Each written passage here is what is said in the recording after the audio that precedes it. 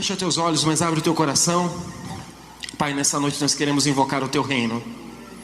Venha teu reino numa manifestação mais intensa e mais profunda, em nós, sobre nós e através de nós. Venha teu reino e os sinais do teu reino sejam liberados nesse auditório agora. Libera os teus aromas, Pai.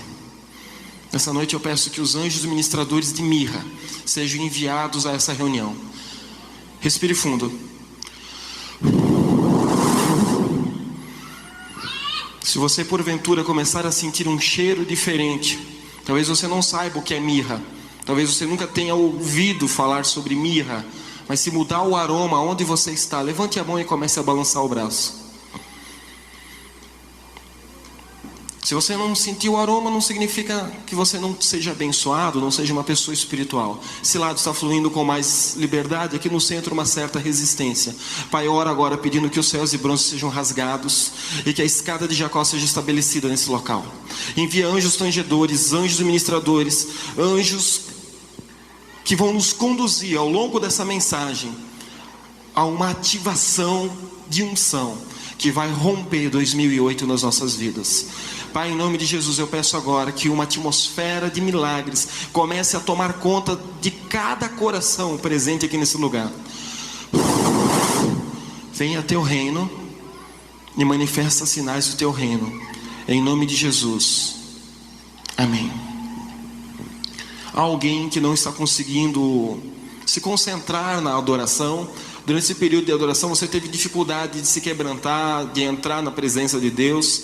Você está com muita ansiedade, muita angústia na sua alma. Me dê um sinal com o seu braço assim.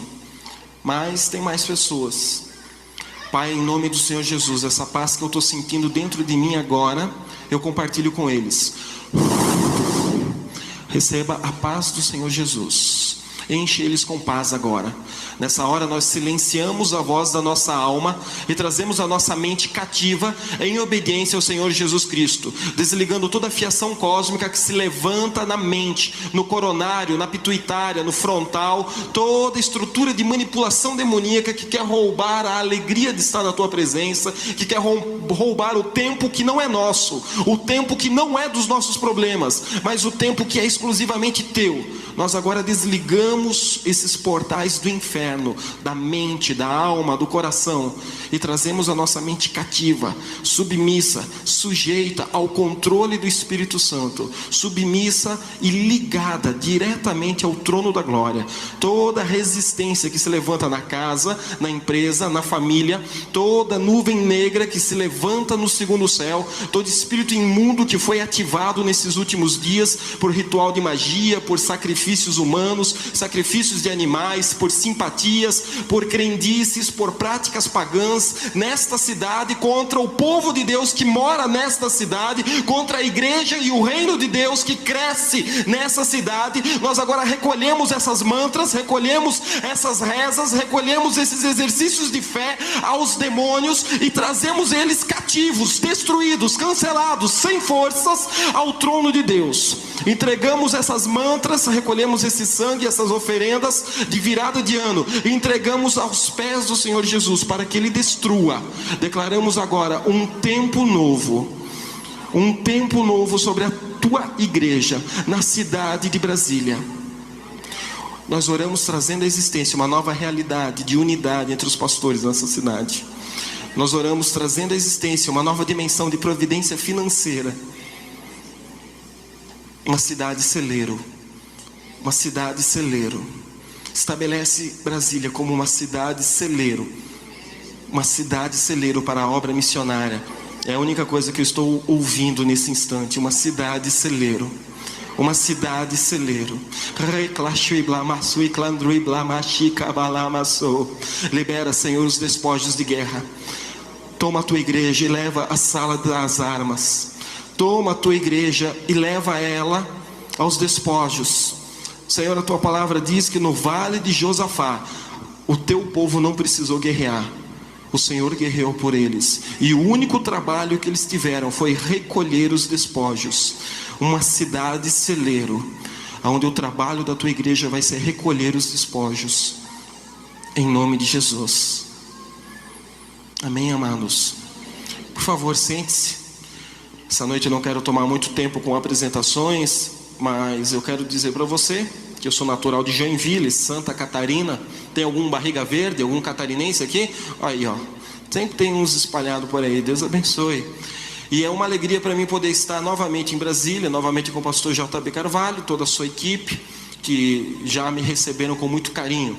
Tem um homem especial que eu conheço ele apenas virtualmente pela internet, que essa noite tive a alegria de conhecer pessoalmente. É o Dimitri. Dimitri, dá um sinal para a igreja. Ele congrega na Igreja Batista Central, mas veio essa noite aqui para nos conhecermos. É muito bom poder te conhecer pessoalmente, depois de tanto tempo nos comunicando virtualmente. Eu moro há 5 anos em Recife e eu sou casado com uma pernambucana. Tenho 2 branquelos, um de 2 anos e meio e um de 1 ano e 2 meses. E não me acompanham nessa viagem porque ficaram com a mãe em Recife. Mas espero que no futuro próximo vocês possam conhecer toda a família. Essa noite eu tenho uma expectativa no meu coração. Na verdade eu não ia nem pregar. O pastor JB que me pegou desprevenido na hora do restaurante. E enquanto eu estava no quarto do hotel orando, Deus me deu uma palavra. E a minha expectativa é que ao longo desta mensagem você possa caminhar junto comigo. Quantos gostam de caminhar aqui? Alguém que nada? Um exímio nadador aqui gosta de nadar? Temos nadadores? Essa noite você vai atravessar um rio sem se molhar. Essa noite é a noite de atravessarmos uma etapa, uma fase. E eu entendo que eu estou aqui essa noite para juntos nós invocarmos a manifestação de Deus, porque Deus nos reuniu aqui para ativar uma unção que vai trazer uma nova esfera de unção e de manifestação do reino de Deus nas nossas vidas. Eu detesto esses pregadores que falam de milagres como se somente eles experimentassem milagres. E eu tenho certeza que se você está aqui é porque de alguma forma você já experimentou Deus na sua vida. Já experimentou a graça, uma cura. Se eu abrir aqui um espaço de testemunhos de milagres, eu tenho certeza que a fila seria grande. Mas eu quero te dizer que em 2008, Deus quer te transportar para uma nova dimensão de milagres. Você já tem um manto profético sobre o teu ombro, mas o meu objetivo essa noite é pedir que a espessura desse manto profético fique mais espessa, mais pesada. E eu creio que nessa noite os anjos de Deus já estão posicionados ao nosso redor, prontos para nos ministrar, durante a palavra e ao término, quando fizermos alguns exercícios de fé coletivos aqui nesse lugar. Quantos estão prontos para experimentar uma nova dimensão de milagres? Então abra sua Bíblia. Abra no livro de Josué.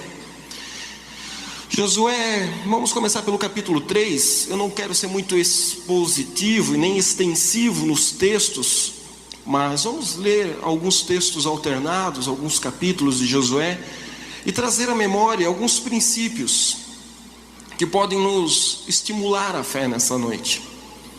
Eu estava no avião vindo de Recife e resolvi ler a revista de bordo, onde havia um artigo falando sobre o número 8, 2008.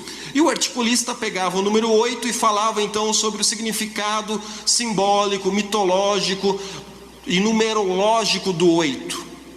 Ele falava sobre uma perspectiva cristã, no cristianismo, o que o 8 significa, no budismo, o que o 8 significa, no shintoísmo, o que o 8 significa, e falava sobre uma série de coisas da nossa rotina diária que estão relacionadas a 8. Nós sabemos que são 4 pontos cardeais, mas a rosa dos ventos são 2 vezes os 4 pontos cardeais, 8 elementos. Fala sobre uma série de coisas alegóricas relacionadas ao 8. Mas eu entendo que o 8 ele está relacionado a um tempo de reconstruir, a um tempo de recomeçar. O 8, dentro de uma perspectiva cristã, bíblica, e principalmente no pensamento judaico, ele tem essa conotação de reconstruir, de reedificar, de começar do zero, de reerguer muros, de reerguer o altar da adoração. E eu creio que 2008 vai ser um ano de recomeçar muitas coisas. Alguns projetos que talvez já estejam na gaveta, alguns projetos que você não tenha nem tido coragem de tirar da gaveta, e algumas coisas que estão no seu coração há anos, Mas talvez você esteja preso a uma estrutura psicossomática de frustração, de medo, de insegurança, que até hoje não permitiu você explodir, deslanchar, romper com essas promessas de Deus na sua vida. Há alguém assim nessa noite? Tem promessa de Deus que até hoje não se cumpriu? E aí você fica em crise, você não sabe se Deus falou ou se o profeta tomou um caldo de cana e comeu uma feijoada carregada e profetizou aquelas palavras para você, e você fica assim numa dicotomia, se você ainda alimenta essa esperança e traz à memória essa profecia, ou se esquece isso de uma vez, porque ao mesmo tempo que você quer que a palavra profética se cumpre, você está cansado daquele sentimento de nostalgia, daquele sentimento de melancolia, da frustração de gerar a expectativa de que a palavra profética vai se cumprir e não se cumpre. Antes nunca tivesse recebido uma profecia, não é verdade? Antes nunca tivesse recebido uma promessa profética de Deus. Isso vai se somatizando e isso vai nos aprisionando. Amanhã eu devo falar algo sobre espíritos aprisionados e como romper com cavernas, fortalezas e edificações que nós mesmos somatizamos ao redor da nossa alma. Mas eu quero te dizer uma coisa. O povo de Israel teve uma promessa. E Jeremias profetizou no capítulo 29 que seriam 70 anos de cativeiro na Babilônia. Quanto tempo de disciplina na casa da Babilônia, no reino assírio? 70 anos. Aí Daniel entra em crise, porque ele faz os cálculos e diz no capítulo 9, no capítulo 10 de Daniel, que ele entendeu pelos estudos proféticos que os 70 anos já haviam se cumprido. No entanto, ele olhava ao seu redor e qual era a realidade iminente ao redor dele? Bom, a promessa não havia se cumprido.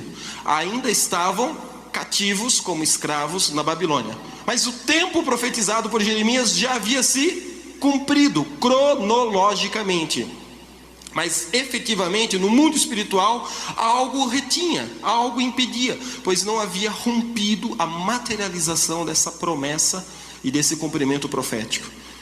Será que Jeremias não era um profeta que falava da parte de Deus? Será que Jeremias errou no tempo e não era 70, mas devia ser 71, 72, 73 anos? Com certeza não. É que havia uma guerra que precisava ser travada no capítulo 10 do livro de Daniel. 21 dias de oração. E essa guerra entre o príncipe da Pérsia, Miguel, Gabriel e todos os seus amiguinhos nas regiões celestiais, é essa guerra que rompe no mundo espiritual e faz com que a promessa se cumpra.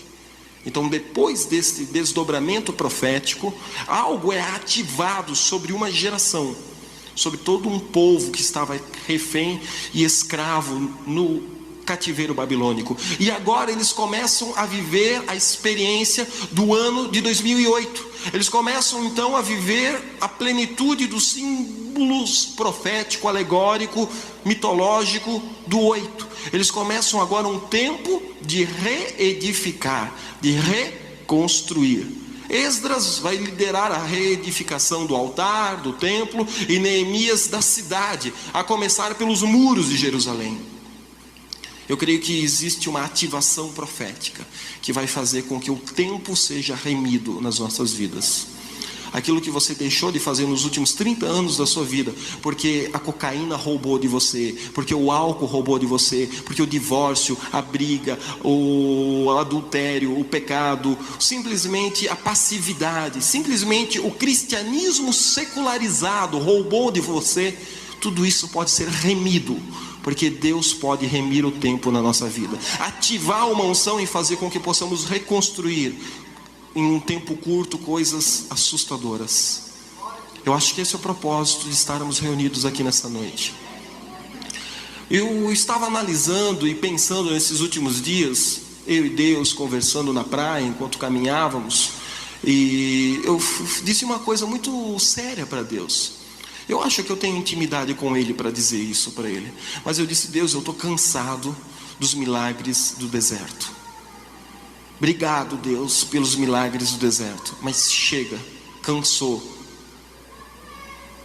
Deus, muito obrigado pelos milagres do Egito, mas eu também estou abusado, cansado. Não quero mais milagres do Egito, não quero mais milagres do deserto. esse ano é um ano que eu preciso entrar numa ativação profética nova. Deus, eu preciso dos milagres de Canaã. Eu creio que existem 3 tipos e 3 tempos de milagres na vida de um profeta.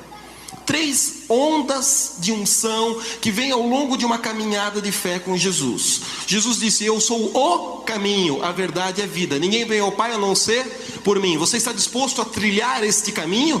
Então vamos caminhar juntos. Ele não falou que é a anestesia da dor de dente. Ele não é o remedinho que pinga e a dor desaparece, mas ele é um caminho a ser trilhado. E ao longo desta caminhada de fé, eu creio que Deus trata conosco através de ondas de unção.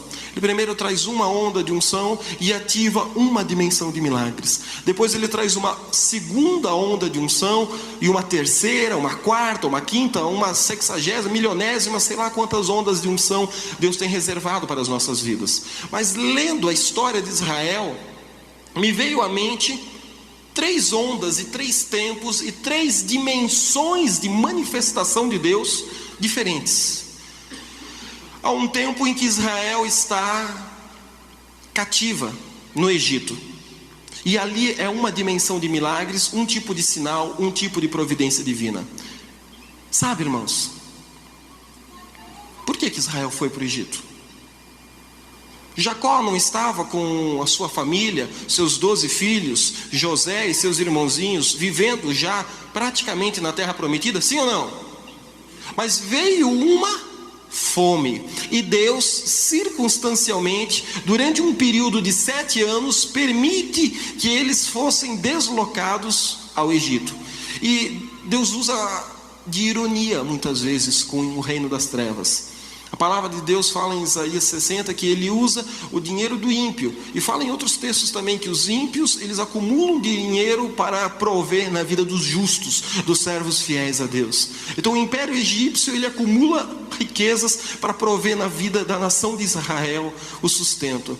Mas era por um tempo de 7 anos. Só que de alguma forma a mente deles foi se condicionando e se conformando com aquela vida egípcia.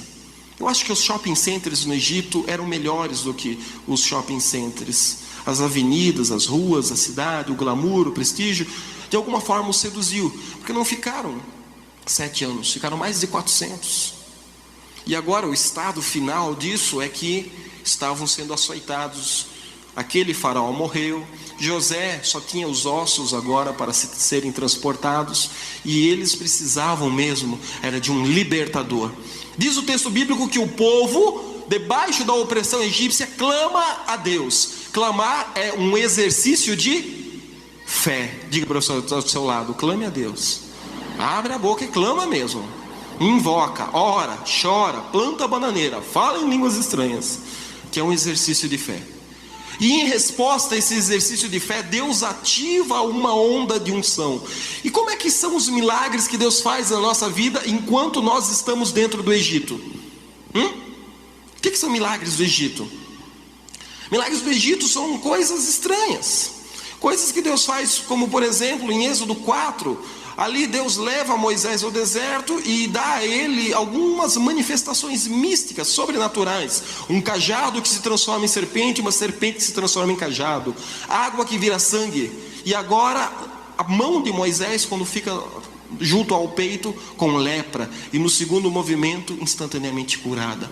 Prodígios, sinais e milagres. É Deus de alguma forma treinando Moisés e preparando ele para fazer sinais, prodígios e manifestar um nível de unção, uma dimensão de milagres, uma dimensão de espessura do manto profético e apostólico sob o Egito, diante de Faraó.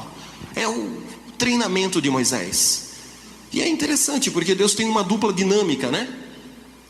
Moisés, ele personifica a unção apostólica, porque ele vai diante de Faraó e ele trava uma guerra de altares. Ele diz: deixe Israel ir para o deserto, porque eles querem adorar a Deus. O Senhor quer ser adorado. 3 dias de adoração, 72 horas de adoração no deserto a Yahvé, a invocação e a manifestação de Yeshua. Libera eles, solta. E Faraó diz: você está louco, fumou maconha.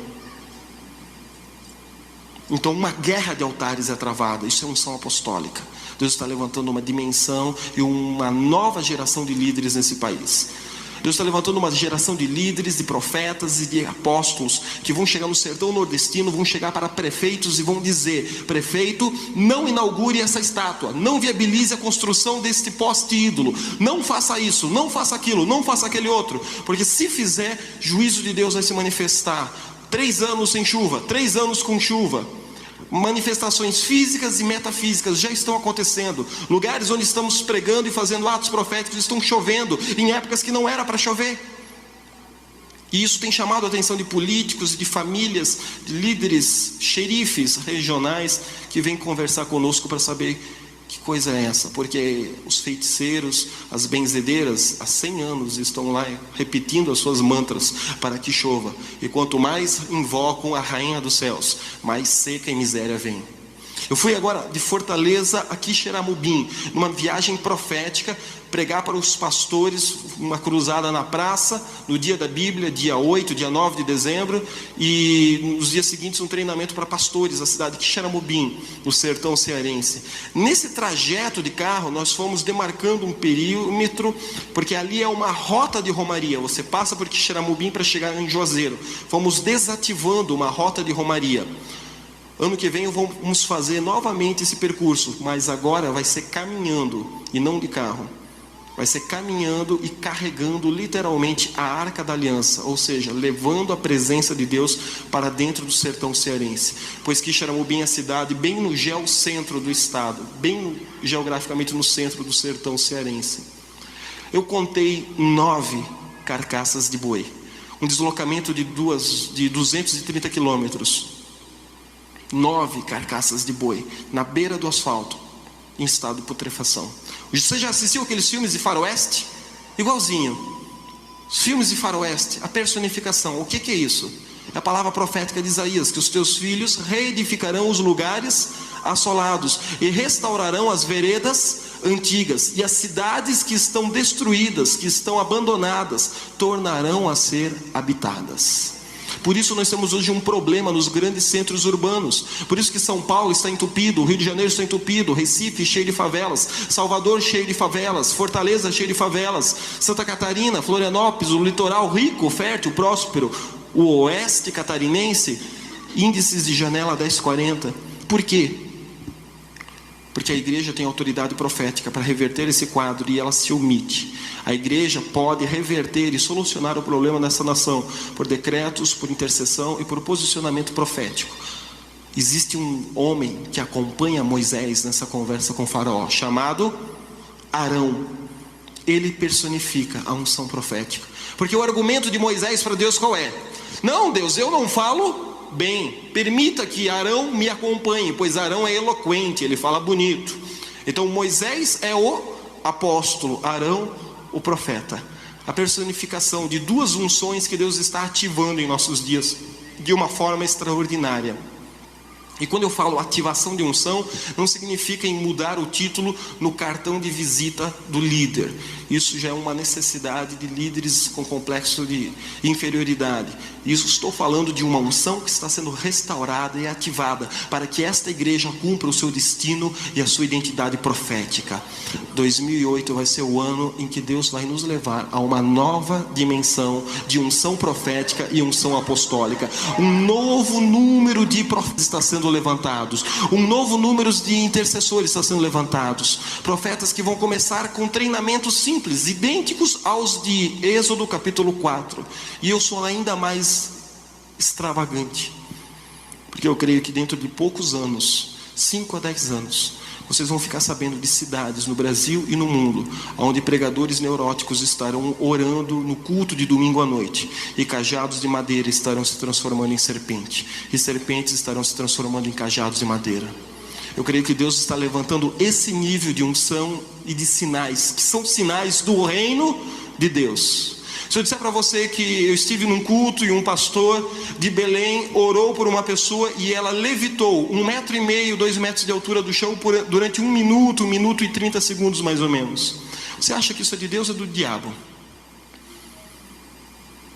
90% das pessoas acham que isso é do diabo, porque onde já se viu em 500 anos de teologia de reforma, um pastor orar para que o diácono levite. Mas, sabe, irmãos, os nossos paradigmas precisam ser quebrados, porque eles impedem a restauração da unção profética e apostólica. Eu realmente não encontro na Bíblia nenhum versículozinho que fale de Jesus, de Moisés, de Arão, de Elias ou Eliseu orando para que diáconos voem ou levitem. Eu não encontro. Mas eu encontro um homem chamado Eliseu orando por um machado de ferro no fundo de um leito de um rio que levita e flutua. E eu não vejo diferença nenhuma entre essa ativação e manifestação de unção e orar para que uma cadeira, uma criança ou um incrédulo levante. Mas eu tenho visto pessoas ficarem coladas na cadeira ou na parede ou magnetizadas no chão como estátuas. Agora em Fortaleza foi interessante, porque teve uma mulher kardecista que não queria ir para o culto. Uma vizinha insistiu muito com ela e ficou buzinando na orelha dela a semana inteira. Para a vizinha nunca mais convidá-la a ir naquela igreja, ela aceitou e foi. Só que sabe aquelas igrejas xiitas, aquelas igrejas assim fundamentalistas, aquela igreja pentecostal do evangelho da bolinha redonda? Aquelas igrejas de usos e costumes legalistas, onde as irmãs parecem um lobisomem, ninguém escova o dente, não usa shampoo, não penteia o cabelo, o pregador tem que ter um uniforme e precisa falar com aquela eloquência, porque este é um narrador de futebol muito bom, este homem tem uma voz ungida, porque ele prega assim de uma forma muito rápida, e fala com eloquência, porque eles acham que isso é uma voz ungida. Era uma igreja dessa, eu não sabia, me jogaram na fogueira, eu fui lá. Começamos a invocar a glória de Deus, né? E a glória de Deus veio, as pessoas choraram, caíram, plantaram bananeira, oraram em línguas. Acho que teve várias pessoas foram batizadas no Espírito Santo. E no final do culto me disseram que havia uma mulher tetraplégica. Eu gosto de orar por paralíticos, porque eles vêm na cadeira de roda e saem andando. Mas agora em dezembro aconteceu o oposto. Ela entrou andando e não mexia mais um músculo das pernas. Aí eu fui ver o caso, não era a primeira vez. Em março do ano passado aconteceu na terceira igreja presbiteriana de Curitiba, pastor Márcio, algo parecido, mas ali não foi assim tão extravagante. Aquela mulher disse: eu sou kardecista, eu não queria vir aqui, e na hora que o Senhor começou a orar por libertação, eu ia incorporar. Aí eu me levantei para ir embora e falei para minha vizinha que eu estou indo embora, não vou ficar nesse culto. E na hora que eu ia embora, alguém me empurrou aqui nessa cadeira. Tem alguma coisa me segurando aqui na cadeira.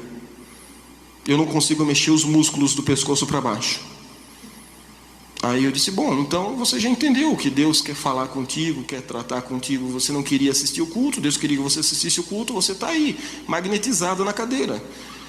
Posso fazer alguns testes? Pode. Aí eu enfiei a caneta no braço dela, não sentiu nada. Aí eu enfiei com mais força ainda, não sentiu nada. Daí eu enfiei com força mesmo, nem piscou. E eu disse: opa, o negócio aqui é sério mesmo, é muito mais do que um sugestionamento psíquico, é algo que Deus está tratando com ela. Aí eu falei: irmã, fica aqui, quer aceitar Jesus como Senhor e Salvador? Acho que é por isso que você está aqui colado na cadeira, com os movimentos do pescoço para baixo. Recebe a Jesus como Senhor e Salvador, rompe com toda aquela feitiçaria romana, que Jesus vai restaurar os teus movimentos da mesma forma como durante a adoração, na hora que você ia embora, eles vieram sobre você. Não, aceitar Jesus não. Tá bom, então eu vou para o hotel. Tchau. Fui embora. 3 horas depois, o diácono me ligou no hotel dizendo que ela recebeu Jesus, começou a chorar, confessou toda a vida dela. Ela era desviada das Assembleias de Deus, filha de pessoas, presbíteros, líderes da igreja, mas profundamente amargurada com a igreja evangélica. Então mergulhou no kardecismo, e aquela noite ali, depois de 3 horas coladas na cadeira, sem conseguir ninguém tirar ela da cadeira, e nem ela se reconciliou com Deus e instantaneamente voltou os movimentos do braço dela. Acho que foi agora, dia 11 de dezembro, que aconteceu isso. Umas coisas malucas que, se nós tentarmos condicionar dentro dos nossos paradigmas, eles não absorvem a manifestação que Deus está trazendo nos nossos dias. Mas no Egito, é esse nível de milagres que a gente presencia. No Egito, é esse tipo de manifestação sobrenatural. Água que vira sangue, aquela fase da minha e da sua vida, em que nós estávamos no Egito. Então nós recebemos a Jesus como Senhor e Salvador, mas sabe quando você quer crer e não está crendo ainda? Aconteceu isso com você ou não aconteceu? Isso acontece com todo mundo. Ele quer se aproximar de Deus, mas ele ainda não mergulhou de cabeça nesse rio de água viva. Ele está pisando em ovos. Então Deus faz alguns sinais, alguns milagres estrambólicos, extravagantes. Nessa minha fase de recém-pentecostalizado, quando eu estava rompendo com o cristianismo secularizado de uma tradição luterana, eu lembro que meu pai morreu quase que assim, 8 minutos, 7 minutos que ele ficou com os equipamentos apagados e depois voltou.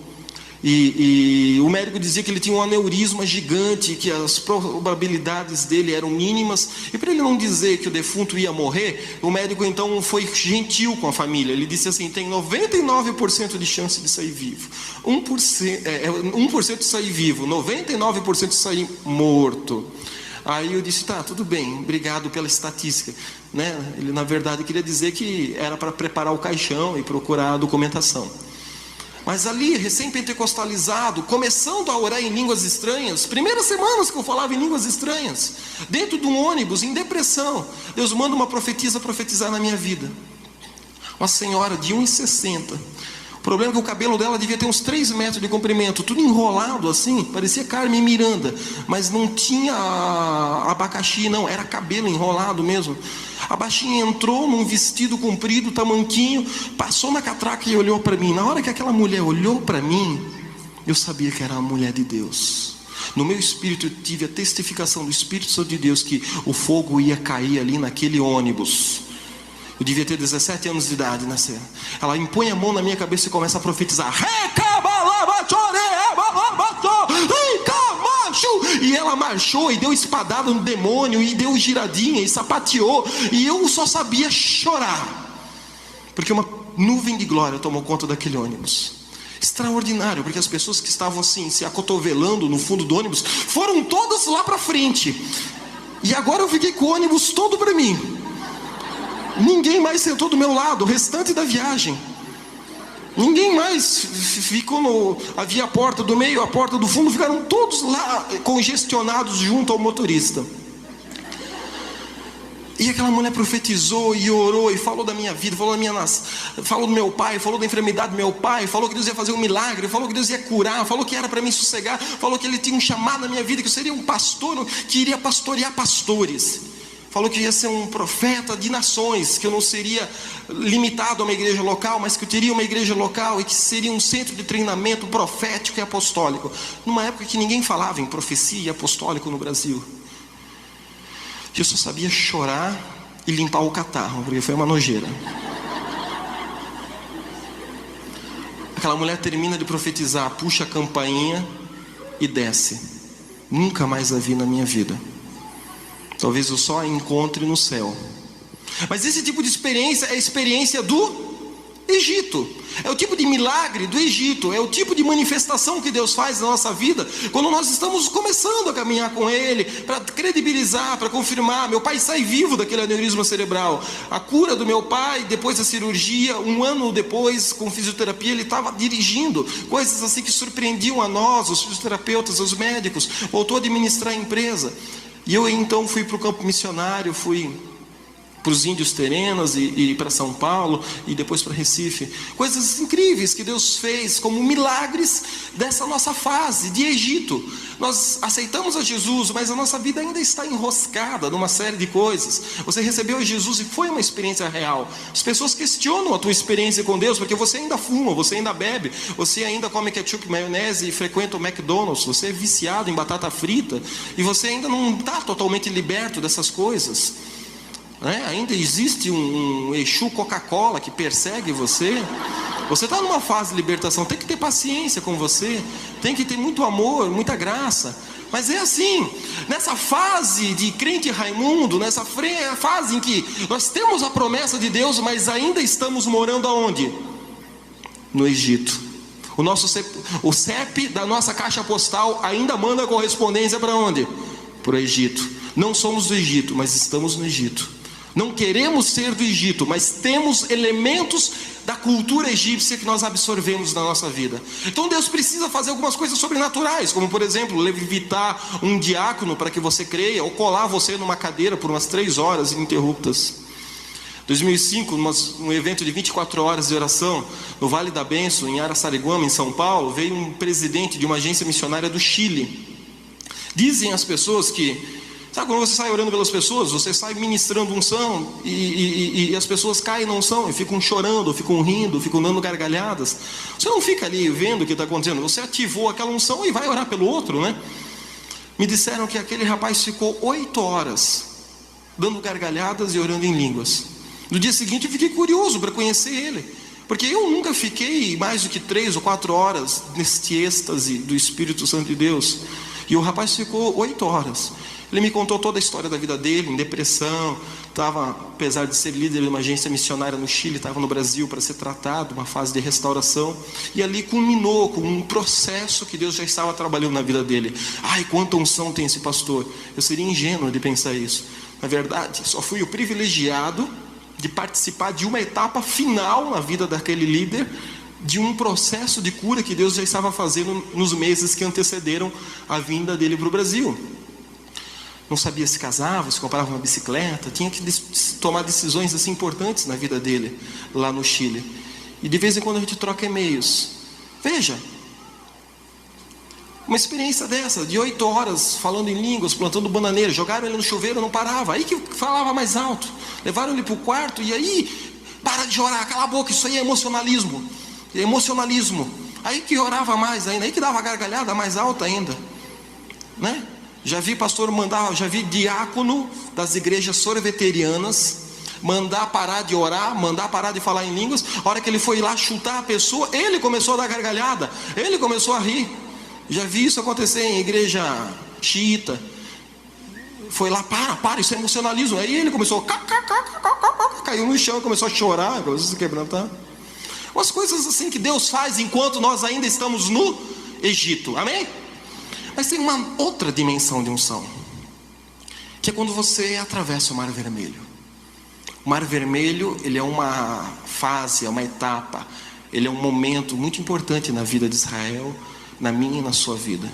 É quando nós saímos de um nível de unção e de um nível de compromisso com Deus e entramos num outro nível de unção e num outro nível de compromisso com Deus. Quando você estava no Egito, você ofertava aquelas notas que tinham o aspecto de beija-flor e de tartaruga. 1 e 2 reais. No máximo as de 5, achando que já estava dando uma oferta muito alta. Agora você cresce, amadurece, entende a palavra de Deus, começa a experimentar Deus numa nova dimensão. Você atravessou o Mar Vermelho da sua vida. Moisés é esse líder libertador que conduz o povo para outra extremidade do Mar Vermelho. Coisas, milagres, sobrenaturais. Agora ele já se relaciona com Deus numa nova dimensão. Ele vai entrar agora na dimensão dos milagres do deserto. Quantos estão vivendo milagres de deserto? Quantos estão nessa fase da sua caminhada com Deus? E os milagres do deserto, eles têm uma característica, eles têm um problema muito sério. Porque os milagres do deserto, eles são tão extraordinários quanto os sinais que Moisés fez diante de Faraó no Egito para afrontar e confrontar e manifestar a glória e o poder e a supremacia de Yahvé. Mas eles nos condicionam. Você conhece a história do sapo na chaleira? Se você pegar um sapo e jogar ele dentro de uma chaleira com água quente, ele imediatamente salta, vai embora, porque a água está quente, o sapo está frio, gelado, gosmento, nojento, fedido, sujo, imundo, e ele não vai ficar naquela água quente. Mas se você botar um sapo numa chaleira com água fria, ele vai se condicionar a ela, e se você acender o fogo, lentamente aquela água vai ferver, e esse sapo vai morrer, porque o fato da água aumentar de temperatura lenta e progressivamente, o sapo não vai saltar fora da chaleira. Quando ele tentar reagir, ele já vai estar cozido, já vai estar morto. Isso é o sapo na chaleira. A nossa vida com Deus é assim, e o pecado faz exatamente isso na nossa mente. Nós vamos nos condicionando com algumas estruturas cíclicas de pecado, alguns comportamentos cíclicos de pecado que vão lentamente se solidificando na nossa identidade, no nosso comportamento compulsivo. No milagre do deserto, a situação inversa pode acontecer. O que é milagre do deserto? É eu estar com fome, orar a Deus e Ele prover instantaneamente o mantimento. São experiências que Israel teve no deserto, sim ou não? Eles precisaram desta transição, mas agora no milagre do deserto, o que você vai ver no deserto? Uma sarça que arde. Ela pega fogo, mas não é consumida. Sabe, irmãos, diz uma coisa para mim. Você já teve uma experiência séria com o Espírito Santo de Deus? Ou você é uma pessoa que tem resistência ao Espírito Santo de Deus? Gosta muito de falar com Jesus e com o Pai, mas tem resistências com a pessoa do Espírito Santo de Deus. Porque você está vivendo no Egito ainda, embora seja um ungido, separado, escolhido do Senhor.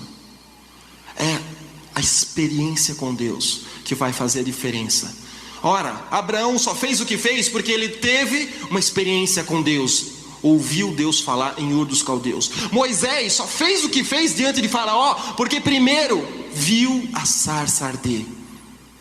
Josué só fez o que fez porque viu os milagres, viu os prodígios que Deus fazia através de Moisés. Elias teve uma experiência com Deus que culminou numa carruagem de fogo que misticamente foi levada ao céu com ele vivo. Mas ao longo disso, experiências de ressurreição de mortos, milagre da multiplicação do azeite e da farinha na botija da viúva, coisas extraordinárias. Por que Eliseu fez mais milagres do que Elias? Porque ele foi discipulado, treinado nesta atmosfera de milagres. Por que Jezabel não morre nos dias do ministério profético de Elias? Ela só vem morrer no tempo do ministério profético de Eliseu, porque tinha a unção dobrada. Você tem que ter experiências com Deus. E aonde é que Deus nos dá as maiores experiências com Ele? É no deserto. Por isso Ele nos leva ao deserto. Antes de Moisés ir diante de Faraó e confrontar ele passou 40 anos no seminário do pastor Jetro, seu sogro. Casado com quem? Zípora. Zípora não era fácil não. Era daquelas mulher encardida, cabeça dura. Onde é que estava Zípora quando Moisés fez milagres diante de Faraó? Onde é que estavam os filhos de Moisés? Ninguém sabe. Só que com ele não estavam. Provavelmente estava lá na tenda do pai dela, Jetro. Onde é que estava Zípora e os filhos de Moisés quando ele fez prodígios, sinais, liderando o povo na peregrinação pelo deserto? O texto não nos fala. Nem se ela presenciou a terra se abrir e engolir toda a tenda com a família de Coré e de uma meia dúzia de rebeldes que haviam se levantado contra Moisés. Porque ela estava com Jetro na barra da saia do pai. Era uma mulher de Deus? Era. Teve uma experiência com o Deus de Moisés? Teve. Mas era o Deus de Moisés, não era o Deus dela. Até que esse Deus de Moisés se tornasse o Deus dela, levou muito tempo. E tanto é que a vida familiar foi um fracasso, porque os filhos de Moisés morrem e Moisés não pode nem chorar a morte dos seus filhos. Você precisa ter uma experiência com Deus, porque senão você vai estar numa atmosfera de milagres, mas não vai experimentar milagres. Você vai ouvir o testemunho do vizinho que está sentado do teu lado e que experimentou milagres, naquele culto em que você não experimentou milagres. Por isso você precisa muito mais do que sistematizar a palavra de Deus. Você precisa deixar que essa palavra se torne vida e vida abundante. Porque toda teologia que não se manifesta de forma prática, real, que não se materializa com sinais do reino de Deus, não serve. Só enche linguiça, só engana bobo. No deserto é onde você vai ver uma nuvem trazendo sombra e refrigério no calor escaldante das dívidas, dos problemas e das existências circunstanciais que te afligiram. E durante a noite, no frio e na oscilação de temperatura, uma coluna de fogo que ilumina e que te protege dos animais peçonhentos do deserto. Sabia que deserto é lugar de escorpião, cobra e de outras pragas? Eles têm medo do fogo, Por isso que de noite uma coluna de fogo e durante o dia uma coluna de nuvem. É no deserto que você vai ver a sua roupa crescer e não se envelhecer, que o seu sapato não vai ser trocado, que o seu tamanco não vai ser desgastado, que você vai usar, crescer, vai ver os seus filhos crescer e a roupa crescendo junto com eles. Essas manifestações físicas, metafísicas, fazem parte do treinamento com o Espírito Santo, fazem parte da escola do Espírito. Isso não acontece em nenhum outro lugar a não ser no deserto. E o deserto tem uma característica, porque ou você sai de lá aprovado ou você não sai de lá, você morre ali mesmo. E esse é o nosso problema como igreja, que nós achamos que não vamos morrer, e muitos estão morrendo. Centenas de ministérios colocam seus estantes nas feiras, em São Paulo, em tantos outros lugares. Vendem o seu CDzinho, vendem o seu DVD, mas morrem no deserto. Enchem linguiça. Não vai longe. Mal começou, mal acabou. Por quê? Não entraram numa dimensão de experiências profundas com Deus. Ficaram somente na religiosidade. É no deserto que o vento ocidental vai trazer as codornizes e você vai comer carne. É no deserto que você vai ter que exercitar fé, perseverança e todos os dias olhar para o horizonte, olhar para o céu, crendo com expectativa firme de que vai chover maná, e o maná chove. É no deserto que você vai beber águas amargas e que elas vão ficar doces. E é no deserto que você vai ter que ferir a rocha para fazer brotar água, sair água da onde não havia expectativa de água. É no deserto que aqueles que se levantaram como rebeldes contra você e te afligiram, te atacaram, te afrontaram, você não vai precisar gastar muita energia com eles. Só invocar o justo juízo de Deus, porque os céus se manifestarão, a terra se abrirá e eles os engolirá vivo. É no deserto que essas coisas acontecem. Isso faz parte do treinamento profético, faz parte do Espírito de Deus. Sabe, esses tempos atrás eu tive 2005 eu acho, eu tive uma experiência de milagre do deserto. E veja como é perigoso vivermos apenas com os milagres do deserto. Nós não podemos espiritualizar os milagres do deserto. E muitas pessoas foram levadas ao Egito para passar 7 anos, mas estão mais de 400 anos lá, porque fizeram dos milagres do deserto, daquele mecanismo circunstancial de provisão de Deus na sua vida, um fim nele mesmo, e era apenas um tempo de treinamento. Mas fizeram disso um fim em si mesmo, e agora estão escravas de uma estrutura psicossomática, de uma estrutura de manipulação, um mecanismo financeiro que te corrompe. Eu fui convidado para pregar numa cidade chamada Poços de Caldas, em Minas Gerais. Eu já estava pregando em Santo André, São Paulo, e o irmão disse que ia ser um evento para 2.000 pessoas, num ginásio, e havia uma multidão, ia ter várias bandas, e que eu era o principal preletor. Acho que em 2005 eu não estava assim tão com... Nosso site não tinha ainda uns 500 mil acessos.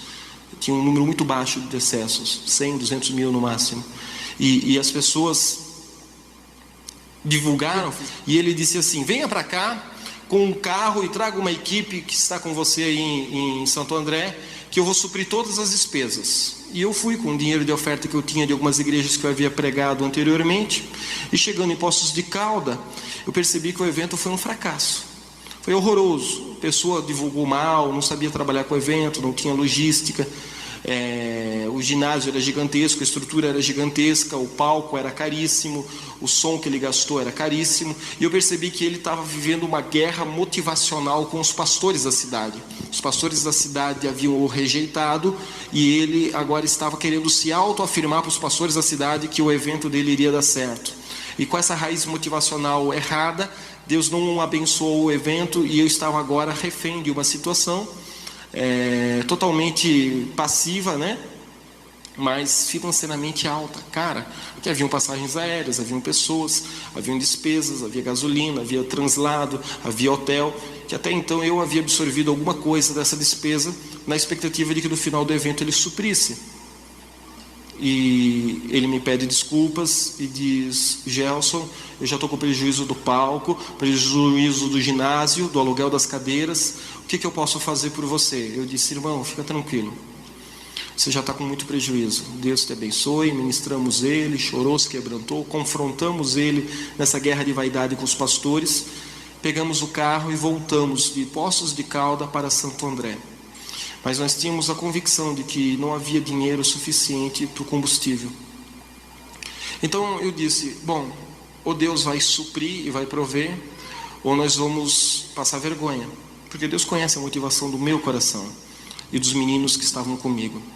Então eu disse assim: para, logo na saída de Poços de Caldas, num restaurante bom que havia na beira de estrada, disse: vamos comer, e vamos comer bem, todo o dinheirinho que a gente tem aqui, vamos fazer uma vaquinha e vamos comer num restaurante, não assim suntuoso, caro, mas um restaurante bom, e vamos viajar com a gasolina que a gente tem. Todo mundo disse: você é louco, isso não existe, vai faltar gasolina. Eu disse: então nós vamos empurrar o carro até Santo André. E comemos, e almoçamos, e pagamos a conta, e raspamos as nossas moedas para pagar a conta. Quase que tivemos que lavar prato, mas não faltou não. Pegamos a estrada e começamos a orar em línguas. Começamos a cantar e orar em línguas ao longo desse trajeto. E quando estávamos na altura de Mogi das Cruzes, Mogi Mirim, alguma coisa assim, o carro estava a 100, 110 por hora, e bruscamente ele reduziu de velocidade. Todos sabíamos que havia acabado a gasolina, porque aquela luzinha que piscava já estava cansada de piscar há muito tempo. Todos sabíamos que havia chegado a hora em que acabou a gasolina, acabou o combustível. É uma lei da física, é uma matemática, é simples. O problema é que agora estávamos numa rodovia, longe de tudo e de todos, e nem uma perspectiva de posto de gasolina próximo. Acabou. E o que fazer? Continuar adorando e orando em línguas. Aí o motorista começou a chorar, e uma presença de Deus veio sobre o carro de uma forma muito especial. Porque o carro misteriosamente reduziu de velocidade. E ele ficou 40 km por hora. Daquele ponto até chegarmos no nosso destino. Na verdade, a única coisa que aconteceu foi diminuir a velocidade do trajeto para que gastássemos mais tempo orando e cantando mais. Mas eu não sei se foi a unção da multiplicação no tanque do combustível ou se foi o anjo que teve que empurrar o carro até Santo André. Mas eu sei que alguma coisa mística e sobrenatural aconteceu, porque o motorista chorava e dizia: a única coisa que funciona é o volante para a direita e o volante para a esquerda. Eu estou aqui brincando de virar o volante, isso o carro obedece. Está no ponto morto, primeira, segunda, terceira, quarta, não funciona. Freio de mão, não obedece. Freio, pedal, embreagem, acelerador, tudo sem funcionar. Volante para a direita, volante para a esquerda, funciona. E a 40 km por hora, nós fomos mais de 100 km, empurrados por algum anjo de Deus. Porque nós subimos morro, descemos morro, subimos ponte, descemos ponte, fizemos contorno e em nenhum momento precisou parar o carro para tornar a acelerar. Na medida que nos aproximávamos de São Paulo, nos comunicamos por telefone com algumas outras pessoas que vieram ao nosso auxílio, nosso socorro. Mas na hora que houve essa drástica redução de velocidade, uma presença de Deus, um peso de glória, um shabote, um shekinah se manifestou dentro do carro. Já estávamos quebrantados, já estávamos orando, mas nessa hora algo especial veio. Isso é um milagre extraordinário. E durante muitos meses eu fiquei contando esse milagre pelo Brasil afora. Fiquei me orgulhando desse milagre. Porque é um milagre de providência divina, da fidelidade de Deus na nossa vida. É um milagre que estimula a minha fé ao contar e a fé de vocês. Sabe por que a gente fala milagres? Porque quando você conta um milagre, você ativa um ministério angelical relacionado àquele milagre que você está contando. E os anjos ministradores de gasolina já estão atuando aqui nesse lugar. Por isso você compartilha milagres. Mas sabe qual é o problema? É que o milagre do deserto, ele é uma experiência para uma etapa da sua vida. Mas chega uma hora que você se dá por satisfeito com o milagre do deserto. E você diz: não, esse é o estilo de vida que Deus tem reservado para mim. E não é. Porque o deserto só vai ser um tempo para Deus lapidar algumas coisas no teu e no meu caráter. Não fomos feitos para o deserto. Não fomos selados para o deserto. E a promessa de Deus para mim e para a sua vida não é uma grande mansão no deserto. A promessa de Deus para nós é uma terra que emana leite e mel, chamada Canaã, aonde abunda e as uvas.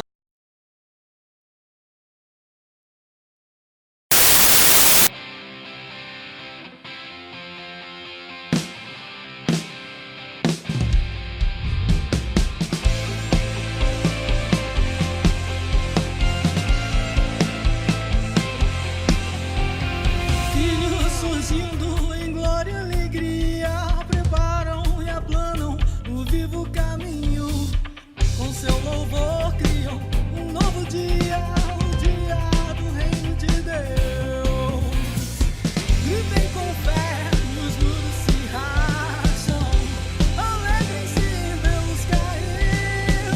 Fixem os olhos em um novo horizonte que em glória está a surgir.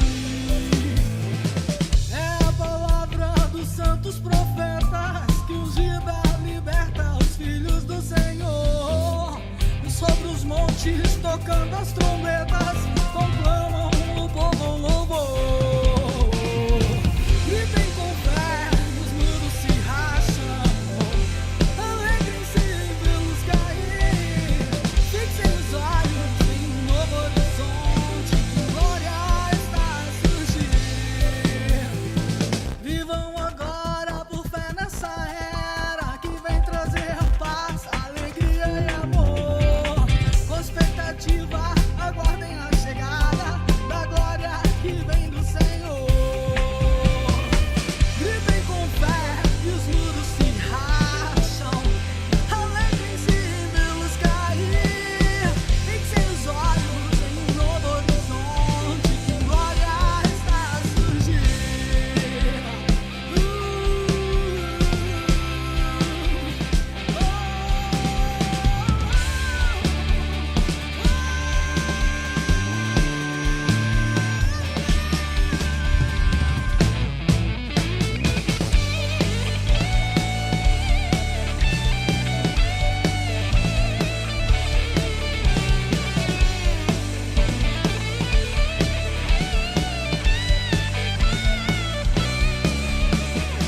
Gritem com fé e os muros se racham, alegrem-se em vê-los cair. Fixem os olhos em um novo horizonte que glória está a surgir. Gritem com fé e os muros se racham, alegrem-se em vê-los cair. Fixem os olhos em um novo horizonte que glória está a surgir.